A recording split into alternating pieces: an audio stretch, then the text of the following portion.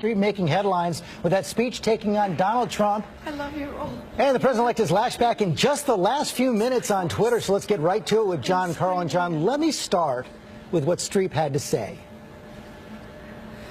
I've lost this year that stunned me. It sank its hooks in my heart. Not because it was good.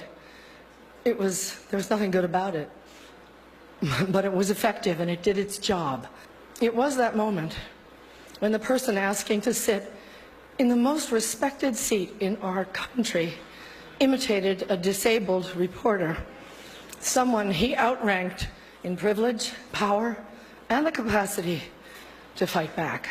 And John Carl, the president-elect, up early on Twitter. He sure is going to war with Hollywood's most celebrated actress. George, he went on a Twitter firestorm here. Take a look. It starts. Meryl Streep, one of the most overrated actresses in Hollywood, doesn't know me, but attacked last night at the Golden Globes. She is a Hillary flunky who lost big. For the 100th time, I never mocked a disabled reporter, would never do that, but simply showed him groveling when he totally changed a 16-year-old story that he had written in order to make me look bad. Just more very dishonest media. And George, it wasn't just the tweets.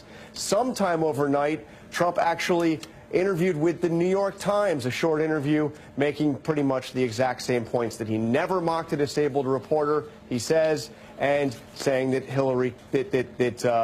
Meryl Streep is basically just a Hillary flunky. And he's calling out, he's saying this is an example of the dishonest media. So what we're going to do right now is actually show one of those times that Donald Trump engaged in this behavior. We're going to show you the speech right now. And now the poor guy, you got to see this guy. Oh, I don't know what I said. I don't remember. He's going like, I don't remember. Oh, maybe that's what I said. This was 14 years ago. They didn't do a retraction. So, John, we should tell our viewers who this reporter is. Serge Kovaleski, the New York Times. Yeah, Serge Kovaleski, the New York Times, he has a condition that limits the movement in his joints. That was seen very clearly by most people as an effort to mock the way he appeared. Trump, from the start, denied he was doing that. This all goes back to a story, by the way, about whether or not there were Muslims cheering in New Jersey following the attacks on September 11th.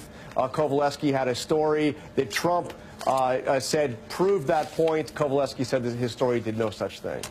Okay, John Carl, thanks very much. It was quite a moment last night. Even though she never said his name, Trump's name, he knew exactly who she was talking about.